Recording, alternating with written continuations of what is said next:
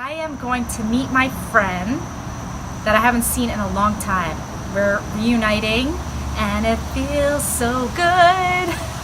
This is going to be great because we met years ago at a bereavement group and we were just connecting there, sharing stories, and we just, we got a good vibe from each other because we were the ones in the group that were like really participating.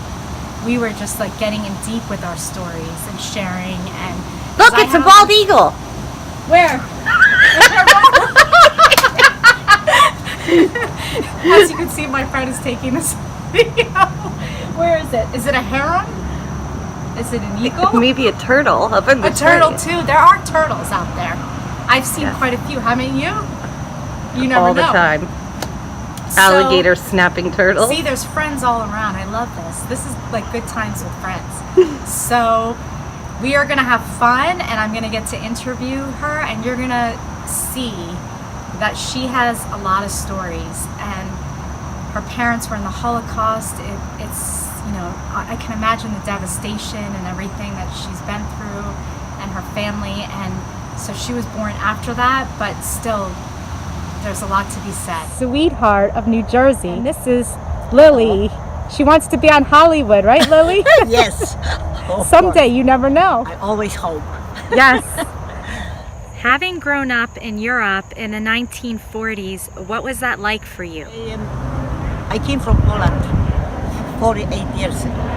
I was younger and I was born after the war, right after the war. My parents are Holocaust survivors.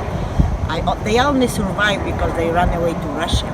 In Poland, almost all Jews was dead because of the war.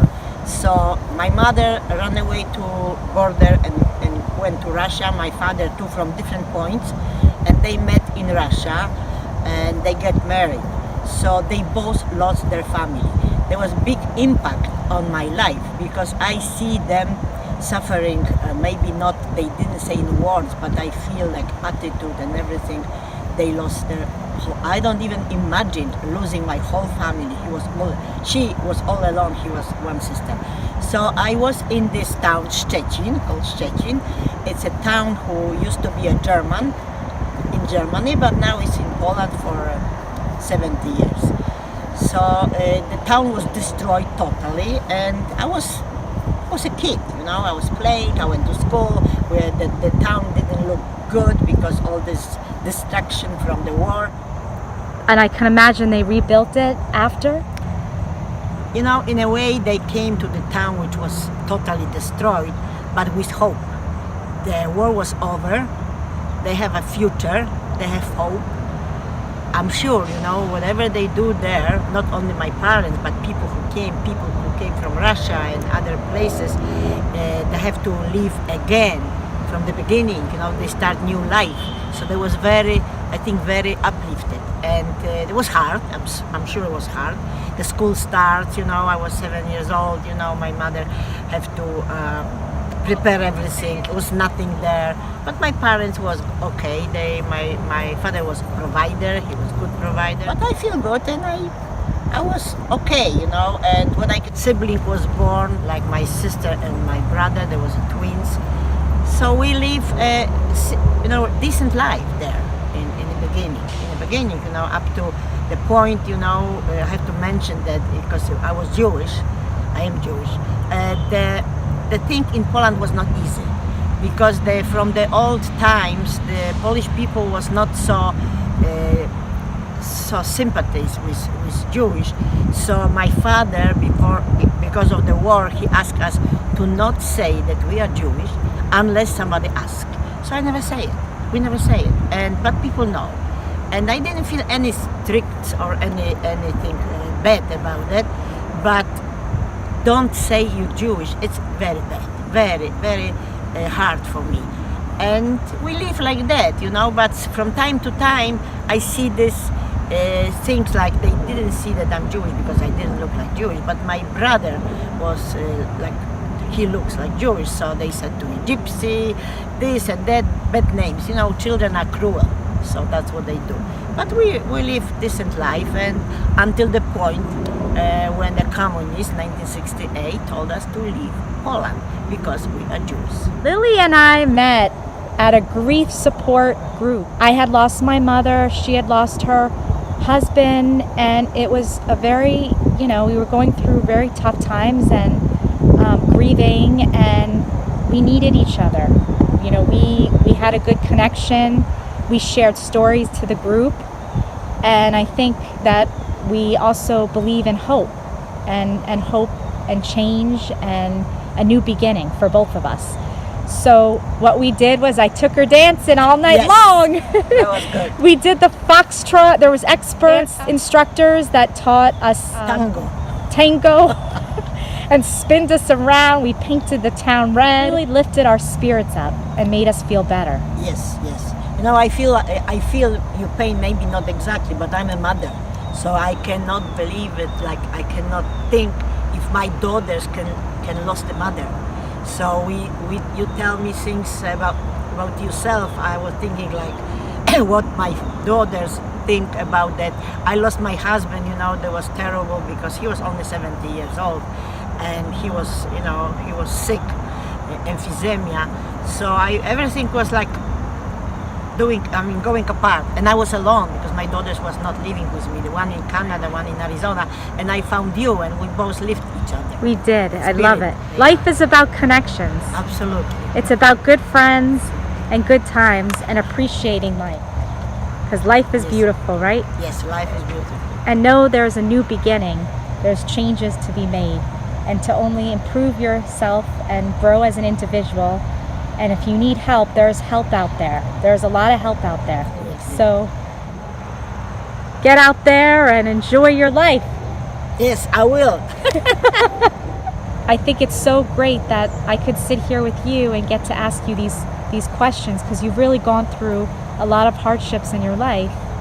And here you are, you smile, and you see the positive. What would you say has been one of the most positive influences on you in your life? Many things I learned from my father. He was very positive. He was always said the life is beautiful. Even he go through such a hard time. He lost his son, many things. And I was having a bad time, but I always have hope. And coming to the park and seeing the trees and seeing the beautiful scenery makes me feel so good and uplifted. So I loved it. And I even meet you in a park 2 years ago when I was like a little hopeless because I didn't have a job, and then you told me that you can have a job for me, and then I started working. That's amazing. See how things fall into Yes. place? Nature really helps your body, your mind, your soul, your spirit. It makes you feel great. And you get Yes. some good exercise. Get your body going. Yes, we should. Me, especially. I can imagine you miss your grandchildren and your children. I've seen pictures. They're beautiful. I just saw them in Canada, and 2 days later when I'm here, I still miss their smile. I miss the hugs and miss my daughters, and that's always like that. But I have to used to this, and right now I'm okay. You seem to spend a lot of time in this park. Why is that? Now this park means a lot for me because I walk with my husband, who passed away 10 years ago. I miss him so much, and I got a lot of dreams about him. I'm here all alone in this place because my daughters are far away. I love them so much, and my grandchildren, I have 7 of them. So one part is in Arizona, another part is in Canada. I visit them, but it's hard. So it's a lot of stuff I have to go through, but I'm always thinking it's always solution, no problem, solutions.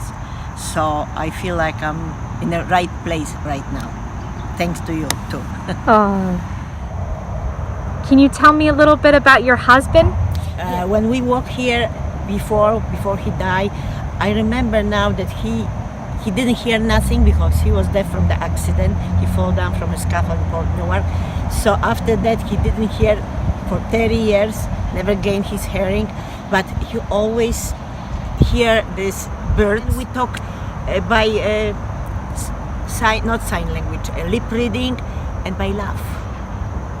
Beautiful. He was writing a lot like me. We write to He's a each other. journalist the or note. both? No, he was a Okay. sailor. Oh, he's a So sailor. he I got love it. you know, soul of sailor. So when he sit at in the beach and he see the sea, he knows the ocean that he doesn't hear. But he said the ocean talks to me anyway because I don't have to understand the ocean. I just understand sea.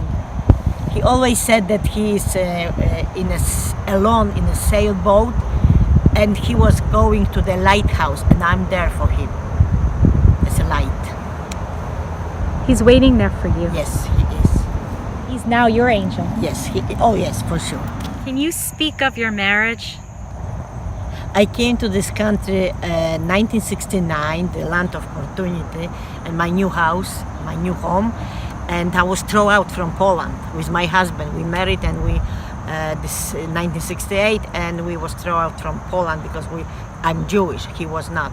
Anyway, 13 years after our anniversary of our wedding, he became deaf from the accident, and from that time, 1981 till his death, he was deaf, and we've been together 40 years. We celebrate 40 years of anniversary of us, and he died. He was Catholic.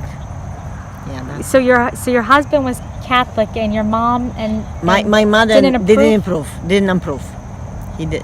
My father, yes, but my mother, no.